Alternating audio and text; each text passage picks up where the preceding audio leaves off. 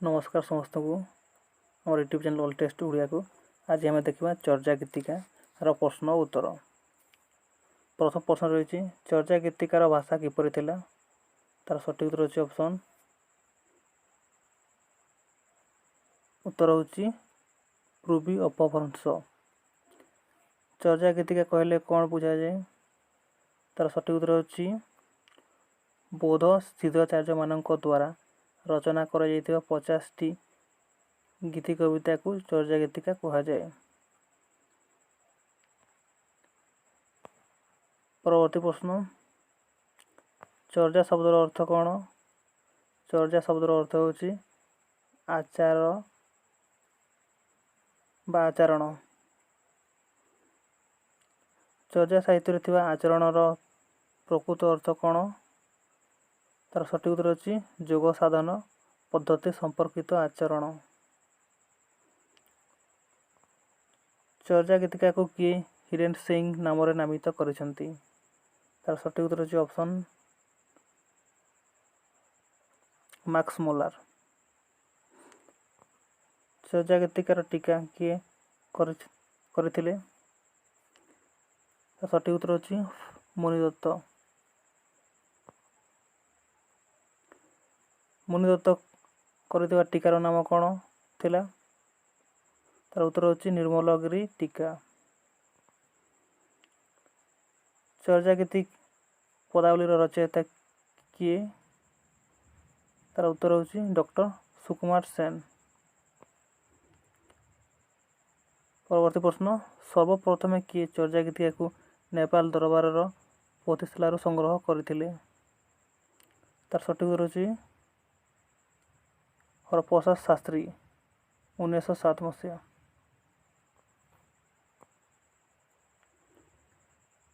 परवर्ती प्रश्न हरप्रसाद शास्त्री को द्वारा उद्धार कर गीतिकार संख्या केतुटी थिला?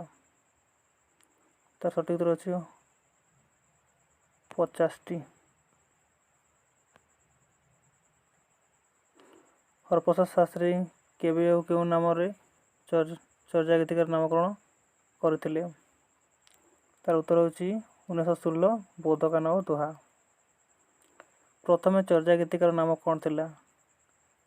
प्रथमे चर्चा गीतिकार नाम थिला चर्याश्रय विनिश्चय।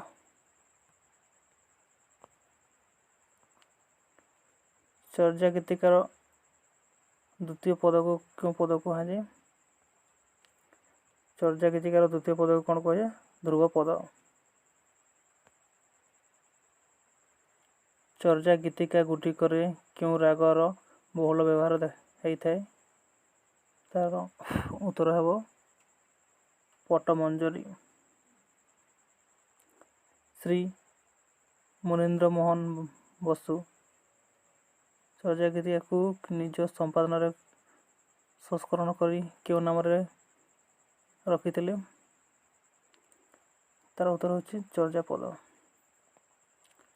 चर्चा गीतिका ऊपर क्यों ओडिया प्रथमे गवेषणा करथिले? करुणाकर कर 1944 मसीहा।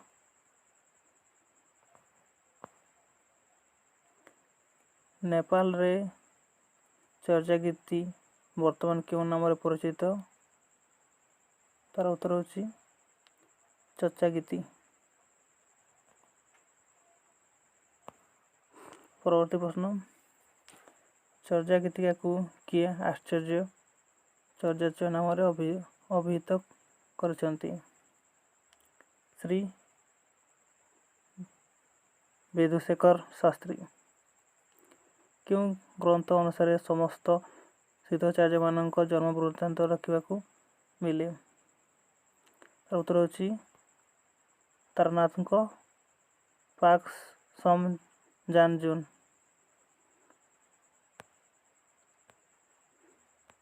परवर्ती प्रश्न डॉक्टर प्रमोद चंद्र बागजी चर्चा पद परिवर्ते क्यों नामटी को ग्रहण करथिले?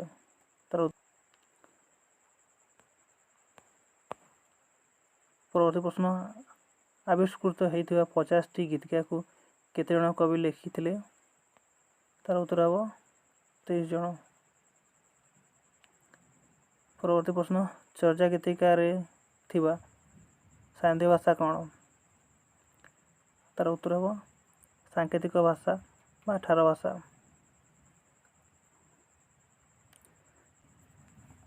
ପରବର୍ତ୍ତୀ ପ୍ରଶ୍ନ ସିଦ୍ଧାଚାର୍ଯ୍ୟମାନେ କେଉଁ ପରମ୍ପରାରେ ଅନ୍ତର୍ଭୁକ୍ତ ଥିଲେ?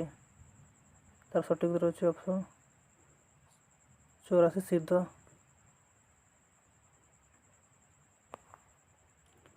ପରବର୍ତ୍ତୀ ପ୍ରଶ୍ନ ସିଦ୍ଧାଚାର୍ଯ୍ୟମାନଙ୍କ ସର୍ବମୋଟ ସଂଖ୍ୟା କେତେ ଥିଲା? ତାର ଉତ୍ତର ହେବ 84 ଜଣ। ଆଶ୍ଚର୍ଯ୍ୟଚର୍ଯ୍ୟ ଗ୍ରନ୍ଥର ସ୍ରଷ୍ଟା କିଏ? କରୁଣାକର କର।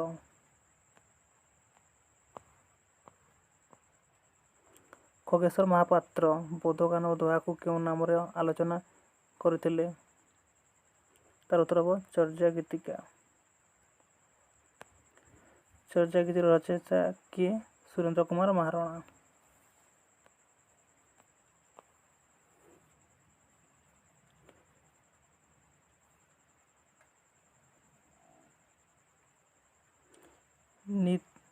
ନିତାର୍ଥ ଓ ନୟତାର୍ଥର ଅର୍ଥ କ'ଣ?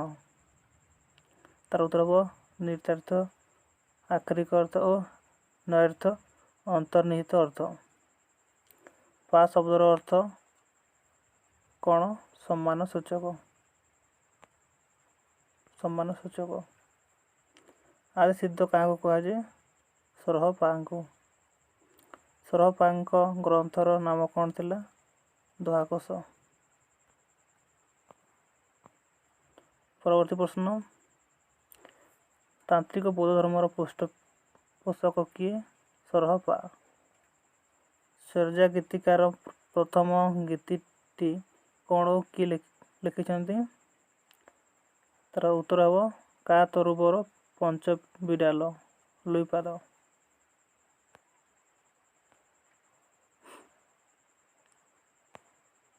ପରବର୍ତ୍ତୀ ପ୍ରଶ୍ନ ଅଭିସମୟ ବିଭଙ୍ଗର ରଚୟିତା କିଏ? ଲୁଇପା ବା ଲୁଇପାଦ।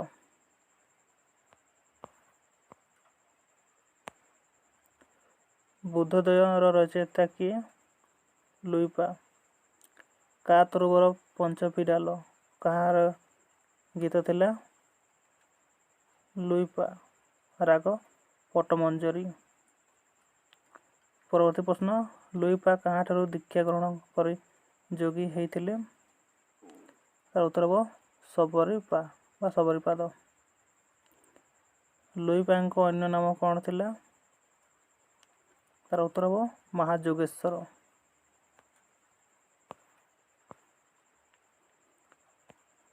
ପରବର୍ତ୍ତୀ ପ୍ରଶ୍ନ କିଏ ସର୍ବାଧିକ ଗୀତର ରଚୟିତା ଓ ସେ କେତୋଟି ଗୀତ ରଚନା କରିଥିଲେ? ତାର ଉତ୍ତର ହେବ କାହ୍ନୁପା 13 ଗୋଟି ଗୀତ ଯେଉଁଗୁଡ଼ାକ ରହିଛି 7, 9, 10, 11, 13, 19, 24, 36, 40, 42, 45 ଏଗୁଡ଼ିକ ସବୁ କାହ୍ନୁପାଙ୍କ ଗୀତ। ପରବର୍ତ୍ତୀ ପ୍ରଶ୍ନ କାହ୍ନୁପା କାହାର ଶିଷ୍ୟ ଥିଲେ? ତାର ଉତ୍ତର ହେବ ଜଳନ୍ଧରୀପା। କାହ୍ନୁପାଙ୍କ ଅନ୍ୟ ନାମ କ'ଣ ଥିଲା? ତାର ଉତ୍ତର ହେବ କୃଷ୍ଣପାଦ, କୃଷ୍ଣଚାର୍ଯ୍ୟ, ମନ୍ତ୍ରଣାଚାର୍ଯ୍ୟ। ନଗର ବାହାରେ ଡୁମ୍ବି ତୋହରି କୁଡ଼ିଆ ଛୁଇଁ ଛୁଇଁ ଯାଏ ସେ ବ୍ରାହ୍ମଣ ନଡ଼ିଆ ଗୀତଟି କାହାର? ତାର ଉତ୍ତର ହେବ କାହ୍ନୁପା ରାଗ ବୈଶାଖ।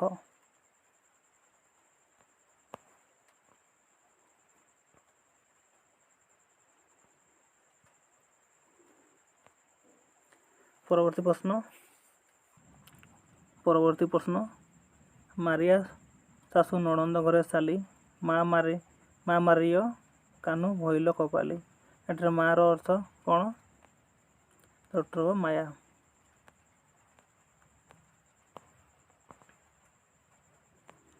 ପରବର୍ତ୍ତୀ ପ୍ରଶ୍ନ ବ୍ରଜପାଞ୍ଜିକା ଯୋଗରତ୍ନମାଲା କାହା ଦ୍ୱାରା ରଚିତ?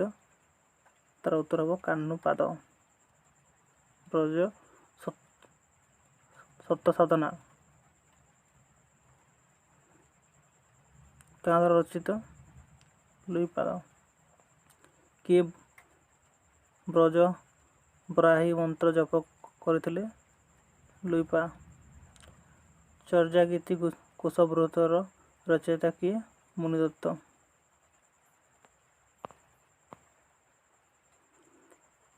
ପରବର୍ତ୍ତୀ ପ୍ରଶ୍ନ, ଉଞ୍ଚା ଉଞ୍ଚା ପାବତ ତହିଁ ବସଇ ସାବରୀ ବାଲି କାହାର ଗୀତ ଅଟେ? ତାର ଉତ୍ତର ହେବ ସବରୀପା। ସବରୀପାଙ୍କ ଗୁରୁ କିଏ ଥିଲେ?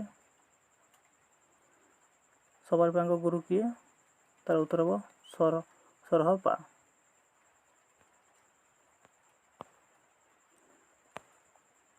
ଅଭିସମୟ ପାଞ୍ଜିକାର ରଚୟିତା କିଏ?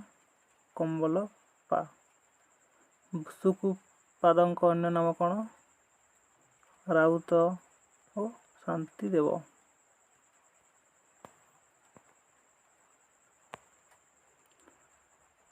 ମଗଧ ରାଜାଙ୍କର ମନ୍ତ୍ରୀ ହେଲା ପରେ କାହାର ନାମ ଅଚଳ ସେନ ହେଲା? ତାର ଉତ୍ତର ହେବ ସୁକୁପା ବା ଶାନ୍ତିପା।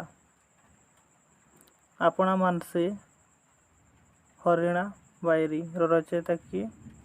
ତାର ଉତ୍ତର ହେବ ସୁକୁପାଦ। ଏବେ ମଇ ବୁଝିଲୁ ସଦ୍ ଗୁରୁ ବୋହେ କାହାର ପଦ? ଭାତେପା 35 ଚର୍ଯା।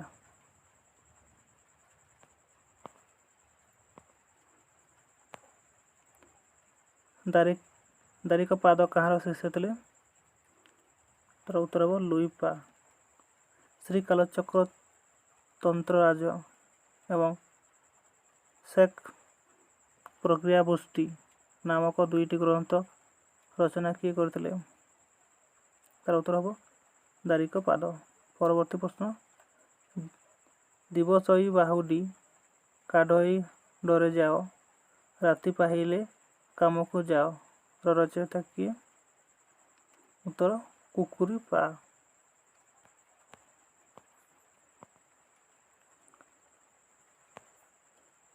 ଚର୍ଯା ଗୀତିକାର ଲେଖକମାନଙ୍କୁ କେଉଁ ସ୍ଥାନରେ ଅନ୍ତର୍ଭୁକ୍ତ କରାଯାଇଛି? ତାର ଉତ୍ତର ହେବ ସହଜିଆ ବୌଦ୍ଧ ସାଧକ। ସହଜର ଶବ୍ଦର ଅର୍ଥ କ'ଣ? ସ୍ୱଭାବ। ପରବର୍ତ୍ତୀ ପ୍ରଶ୍ନ, ବର୍ଣ୍ଣ ରତ୍ନାକର ପୋଥି କିଏ ରଚନା କରିଥିଲେ? ତାର ଉତ୍ତର ହେବ ଶଙ୍କରାଚାର୍ଯ୍ୟ ଜ୍ୟୋତିରୀଶ୍ୱର।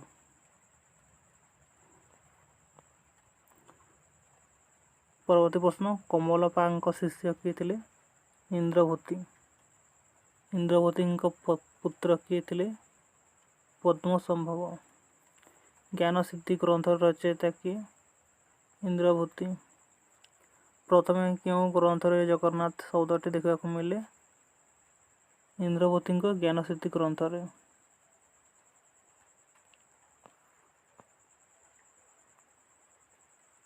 ପରବର୍ତ୍ତୀ ପ୍ରଶ୍ନ, ବଜ୍ରଯାନର ପ୍ରବର୍ତ୍ତକ କିଏ ଥିଲେ? ଇନ୍ଦ୍ରଭୂତି। ପରବର୍ତ୍ତୀ ପ୍ରଶ୍ନ, ବଜ୍ରଯାନର ମୁଖ୍ୟ ଲକ୍ଷ୍ୟ କ'ଣ ଥିଲା? ତାନ୍ତ୍ରିକ ଦେବାଦେବୀଙ୍କ ଆରାଧନା। ପରବର୍ତ୍ତୀ ପ୍ରଶ୍ନ, ସହଜଯାନର ପ୍ରବର୍ତ୍ତକ କିଏ ଥିଲେ? ତାର ଉତ୍ତର ହେଉଛି ଲକ୍ଷ୍ମୀକରା।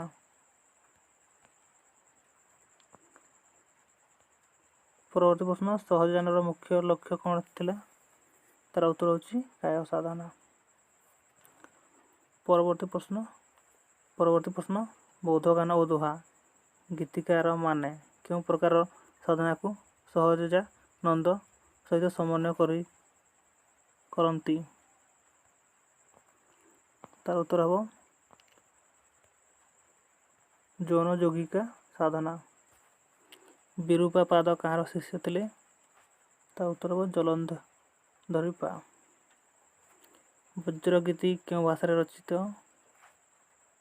ତାର ଉତ୍ତର ହେଉଛି ଅବହଠଃ। ପରବର୍ତ୍ତୀ ପ୍ରଶ୍ନ, ବଜ୍ରଗୀତିର ଦେବତା କିଏ? ଋକ୍। ସିଦ୍ଧ ସାହିତ୍ୟ ଗ୍ରନ୍ଥର ରଚୟିତା କିଏ?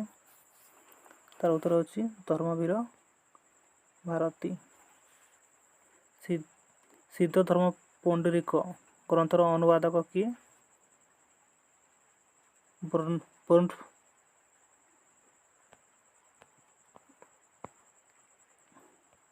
ପରବର୍ତ୍ତୀ ପ୍ରଶ୍ନ ବାୟୁମନ ହେ ବସି ହଂସକୁ ଖେଲା, ହଂସ ଉଡ଼ିଗଲେ ବୁଡ଼ିବା ଭେଲା। ଏହି ପଦଟି କେଉଁଥିରୁ ଆସିଛି? ତାର ଉତ୍ତର ହେବ ଚର୍ଯା ଗୀତିକା। ପରବର୍ତ୍ତୀ ପ୍ରଶ୍ନ ଚିଅ ଉଡ଼ି ଟାଣି ଜେଇନି ଦେ ଅଙ୍କ ବାଲି, କମ୍ବଲ ପୁଲିତା ଘାଣ୍ଟ କରନ୍ତି ବିଆଲି। କାହାର ଗୀତି? ତାର ଉତ୍ତର ହେବ ଗୁଣ୍ଡୁରି ପା।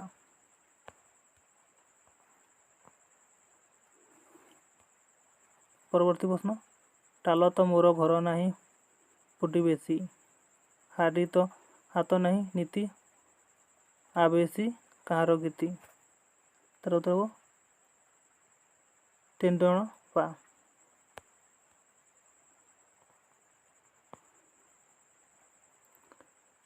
ପରବର୍ତ୍ତୀ ପ୍ରଶ୍ନ ଚର୍ଯା ଗୀତିକାର ଶେଷ ଗୀତଟି ରଚୟିତା କିଏ? ତେନ୍ଦୁଣ ପା। ଅନ୍ତିମ ସିଦ୍ଧ କିଏ ଥିଲେ? କାଲପା। ହଜାରେ ବଛର ପୁରୁଣା ବାଙ୍ଗଲା ଭାଷୀୟ ବୌଦ୍ଧ ଗାନ ଓ ଦୋହା ନାମରେ କିଏ ନାମିତ କରିଛନ୍ତି? ତାର ଉତ୍ତର ହେବ ଡକ୍ଟର ହରପ୍ରସାଦ ଶାସ୍ତ୍ରୀ। ପରବର୍ତ୍ତୀ ପ୍ରଶ୍ନ ଚର୍ଯାର ସମୟ ଅନୁମାନିକ କେତେ? ତାର ଉତ୍ତର ହେବ ଅଷ୍ଟମ ନବମ ଶତାବ୍ଦୀ। ପରବର୍ତ୍ତୀ ପ୍ରଶ୍ନ ଚର୍ଯା ଗୀତିକାର ଭାଷାକୁ କିଏ ପ୍ରଥମ ଓଡ଼ିଆ ଭାଷାର ମାନ୍ୟତା ଦେଇଛନ୍ତି? ତାର ଉତ୍ତର ହେବ ଡକ୍ଟର କରୁଣାକର କର। ଚର୍ଯାକୁ କିଏ ମୈଥିଲି ଭାଷା ବୋଲି କହିଛନ୍ତି? ଉତ୍ତର ଅଧ୍ୟାପକ ଜୟକାନ୍ତ ମିଶ୍ର। ପରବର୍ତ୍ତୀ ପ୍ରଶ୍ନ ଗଙ୍ଗା ଯମୁନା ମାଝିରେ ବହଇ ନଈ, ତହିଁ ବୁଡ଼ିଲି ମାତାଙ୍ଗୀ ପୋଇଆ ଲୋକେ ପାର କରଇ। କାହାର ଗୀତ? ତାର ଉତ୍ତର ହେବ ଡମ୍ବିପା। ସମସ୍ତଙ୍କୁ ଧନ୍ୟବାଦ। ଚ୍ୟାନେଲଟିକୁ ସବସ୍କ୍ରାଇବ୍ କରିଦିଅନ୍ତୁ।